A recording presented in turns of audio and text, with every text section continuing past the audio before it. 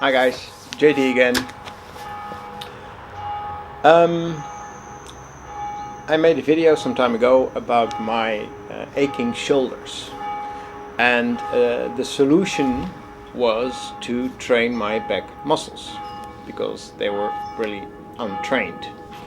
Now I've been training them for a couple of months, and I can really feel the difference. They're a lot stronger, and I can really engage them when I'm shooting. So that's all fine and good.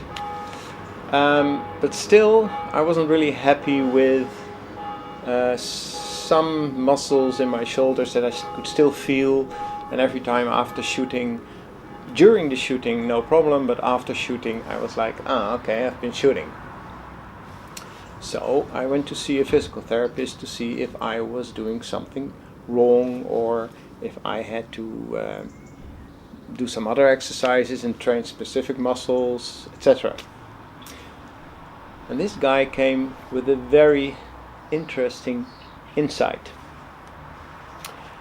He said that he gave an example of baseball. He said the guys that had to hit the ball, they were told 62, I think, different aspects of the way how they should hit and stand. So for instance, the knees bent like this, and the shoulders like this, and the arms like that, and I don't know, your back like this, and your head tilted a little bit like that. So there were many things they had to think about to get the perfect position to hit the ball. That was in the old days.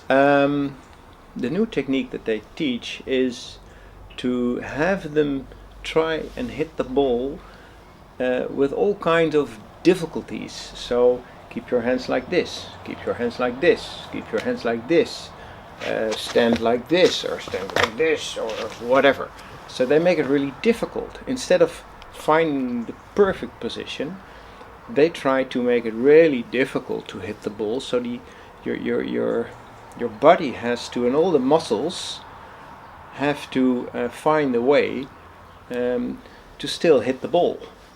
So you're training more muscles in your body, but you're also training to be able to hit even in imperfect conditions. It's kind of unbalancing in order to get balanced. Because if you learn something in a specific way all the time and over again, you are really using these specific muscles and the other muscles specifically not, etc., etc. So that's actually, we're not a robot. So that's not actually, it's not a good way to learn something. I hope you kind of understand what I'm trying to say here. What does it mean for archery? He said, how do you normally shoot? And I was like, well, I stand like this, and the target is over there, and I raise my bow arm, and then I exhale or inhale or whatever, and I have my anchor, and, well, all these specific things that I have to think about to do it correctly. He said, it's good to focus, but sometimes it's even better to not focus in order to be able to focus again. So why don't you make it difficult for yourself? Why don't you stand like this, or walk away from the target and turn around and shoot, or stand on one leg, etc., etc.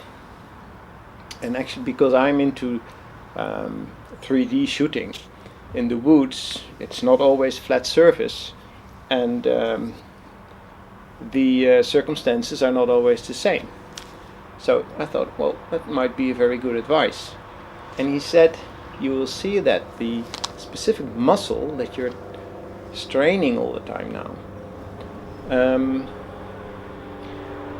after a couple of times doing it in a weird position, this muscle will be confused and it will just forget that it has a problem and just see what happens. Okay, so first I want to show you what I made.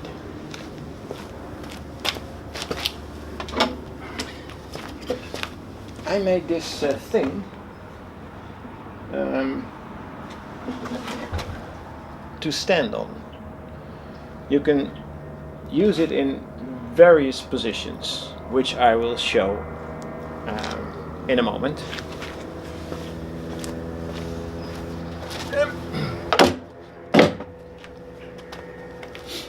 And I also started to shoot from my knees or from low, behind a bush, or I try to make it difficult for myself.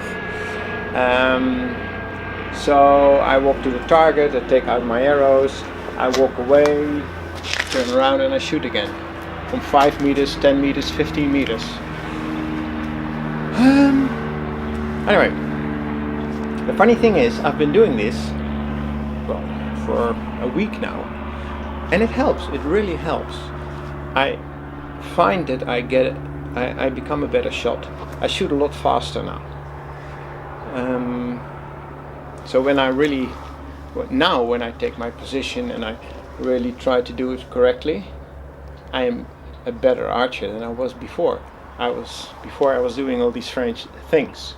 In the beginning you shoot your arrows all over the place, but you get used to sort of automatically correcting and still being able to hit the target. The thing that I try to keep constant is the fact that I have my anchor on the correct place still, and my follow through. These are the things that I want to keep exactly the same. That's the only steady thing, but the rest I can change and play around with. I'm going to give you an example of how I am training now. And if you have some wood left, then make something you can use to change position all the time. Okay, there we go.